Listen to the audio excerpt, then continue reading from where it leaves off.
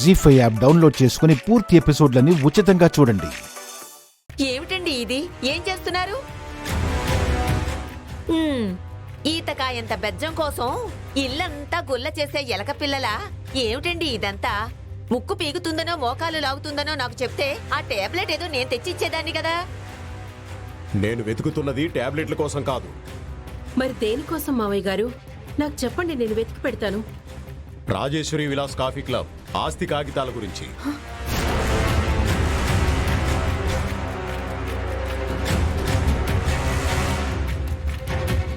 అవి ఇక్కడెందుకుంటాయి నాన్న?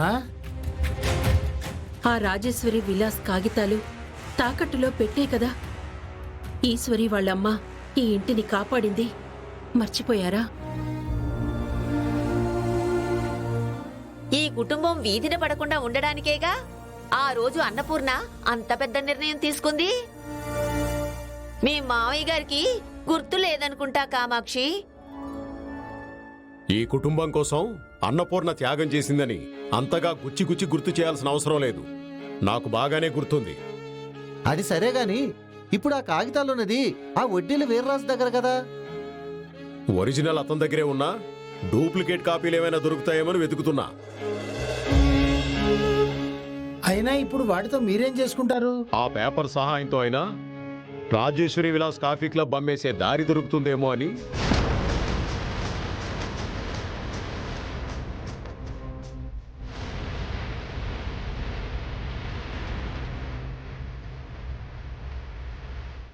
దారిన పోయే ప్రతి దానయ్య ఇంటి వాకిట్లో ఉమ్మేసే పరిస్థితి రాకముందే ఓ నిర్ణయం తీసుకుంటే మంచిది. హోటల్ విషయమై ఇకపై వీర్రాజు బాబాయ్ ఇంటికి రాకుండా నేను చూసుకుంటాను తాతయ్య. నన్ను క్షమించండి.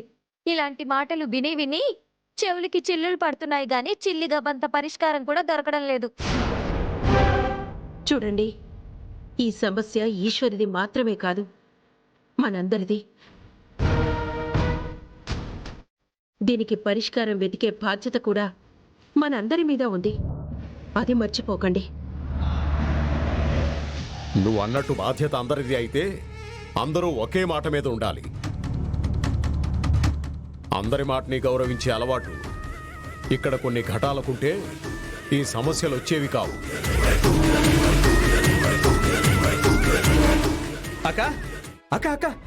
అబ్బబ్బబ్బా, ఊరంత నోరేసుకొని అరవకరా.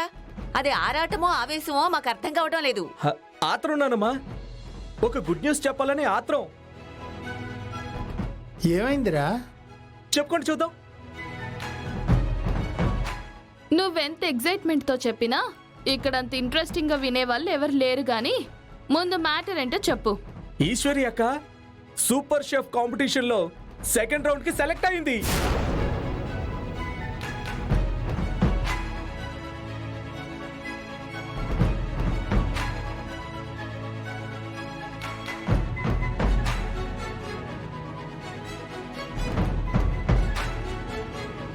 జీ5 యాప్ డౌన్లోడ్ చేసి అన్ని ఎపిసోడ్స్ పూర్తి ఉచితంగా చూడండి.